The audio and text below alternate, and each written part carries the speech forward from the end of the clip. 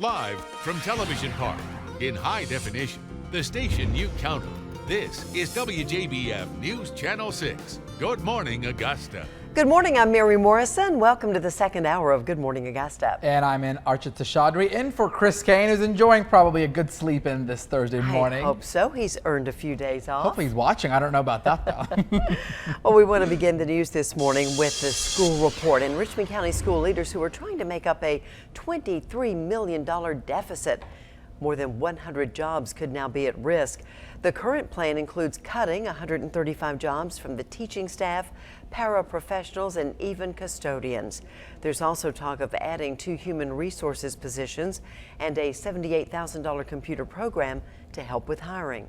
I can't see voting for the budget, adding 3 positions and adding a software program when we're looking at laying off people. I can't, to me, I can't do that. The school board is scheduled to talk about the budget again at Tuesday's meeting. Speaking of education, school system budget worries are no longer a concern for this man. Columbia County School Superintendent Charles Nagel is retiring. Today is his last day on the job.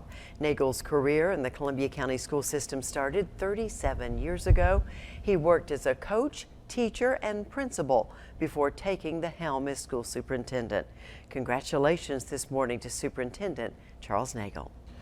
Turning to this morning's Crime Tracker report. Waynesboro police say the former Sardis police officer who was shot and killed on Monday may have broken into at least one home in the city last weekend. Officials say a victim saw 34-year-old Dwayne Burke enter her Jones home and spray her dog with something unknown. They don't know what that is just yet, but police believe it is the same man who was killed earlier this week after a break-in at the Sardis Police Department. The GBI is still investigating that case. This morning, a fiancé is in the hospital after Richmond County investigators say his bride-to-be shot him. The attack happened on Forest Road in Hepzibah. At last check, 51-year-old Stephen Out was in critical condition at Georgia Regents Medical Center. 29-year-old Amanda Neely is charged with aggravated assault. Waynesboro's new police chief has some big plans for the city. Augustus Palmer III is now in his 3rd week in the position. He brings nearly 30 years of experience in law enforcement. He's held positions over at the Riverdale Police Department and at the Atlanta Police Department. Palmer III continues to go with Chief Williams' community policing model, as well as plan to add some of his own initiatives. I want to bring a very simple approach to policing in Waynesboro. And I want to police using what I call CPR, and I'm not talking about coronary pulmonary resuscitation. I'm talking about courtesy, professionalism, and responsiveness. The former police chief, Alfonso Williams, now works as a police chief for the Richmond County Board of Education. Well, recent wicked weather has done more than water our yards. For one family, most of their yard is now underwater. They called in 2 counties to try to get some help, and when they couldn't, they came to us. Ashley Bridges has more.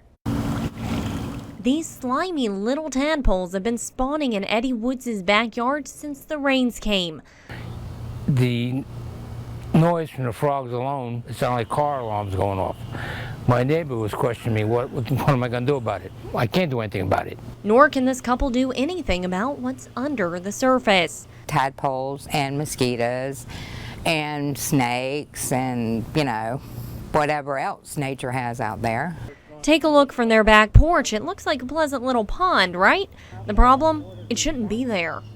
Believe it or not, before the rains came, this was part of the backyard. Now you can see it for yourself. I'm starting to wade in to give you an idea for how deep it is, but I can't go all the way. I'm 5'7", it gets up to 8 feet. You take a nice walk out to the pond, but the pond is taking a walk up to us now. They estimate that more than 1.5 acres of their property is now underwater. And the problem isn't just the landscaping that washed away, it's what the rains washed in. It starts with the water, goes to the tadpoles, goes to frogs, infestation of frogs, goes to snakes. It's like going to a gourmet restaurant for them. They think the water poured in off Highway 25 through drainage pipes that poke onto their property. They say they called Edgefield County and were told to call Aiken County. We don't live in Aiken County, we live in Edgefield County. Eddie says Aiken was sympathetic, but only had one suggestion. The Coy Pest Control Service said they would come and spray the trees. I have a forest. So she reached out to Channel 6. We verified that the property is in fact in Edgefield, and I tracked down the county's director of planning. He says he hadn't heard of the problem, but will be at his phone bright and early. And he says the tadpoles will be up then too. Early in the morning when you come out here and the sun is shining on it, the tadpoles are in this shallow water, and it's like a black cloud. What those folks don't need is more rainfall. Let's check in with Ed and see if they're going to get it. Well, it does look like we have another rain chance rolling in later on today, Marion Archith, but it looks like at this point no real heavy rain is expected. So most of us could be drying out, and we'll certainly be drying out as we roll through the weekend as well. But this morning we're talking about some very warm, very muggy conditions. Right now it's 80 right now for you folks waking up in Evans. It's 73 in Aiken, 76 Edgefield. To the south we're seeing 73 for Swainsboro and 77 right now for Millen. Seeing more of those middle 70s in South Carolina this morning. Out the door again, you're looking at just a couple of scattered clouds rolling across the skies this morning. Other than that, it's fairly quiet out there, but as we roll into the afternoon, that will likely change as a cold front approaches from the north. So your commuter forecast looks like this. 75 for your morning drive, again keeping it muggy. 92 by the lunchtime. That's right, we're already going to be in the low 90s once we get to around noontime, and then we'll be in the upper 90s later on today. And guys, those rain chances do look to roll in once we go past 5 p.m. tonight. We're going to talk more about that full forecast for you coming up in just a few minutes. Ed, right, thanks. Thank you, Ed.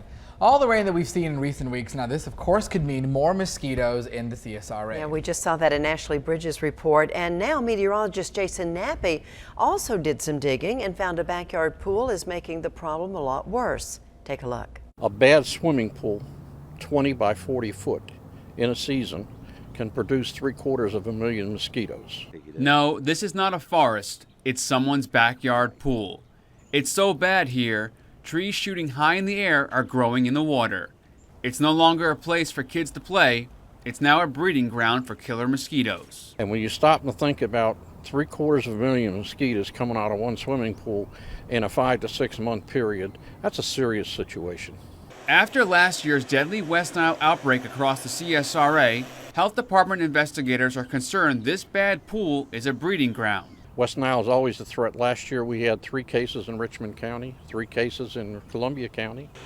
We had 5 cases in Aiken County with 1 death. With the heavy rain lately, one CSRA mosquito expert sees the problem only getting worse very soon. What it'll do is it'll break dormancy on the eggs for the mosquitoes, the mosquito eggs, and breaks them into other life cycles. And they'll start to emerge as adults, and it should push a lot of mosquitoes. Mosquito numbers from this unmaintained pool could hit up to 750,000 and fly 2 to 3 miles from here. If one of those mosquitoes has West Nile, it can be worse than just a bite. It could be life-threatening. West Nile is an encephalitis. Okay, it's caused by a mosquito bite. That can leave you with severe arthritic problems later on. It can go into encephalitis, which is swelling of the spinal cord in the brain, and it can really cause some serious situations. Now that pool has been turned over to the marshal's office. When the owner is found, he or she could face a steep fine, even jail time if that problem isn't fixed. Yeah, scary indeed. Now, if you do know of a pool that needs to be checked out for a health violation, contact your county health department.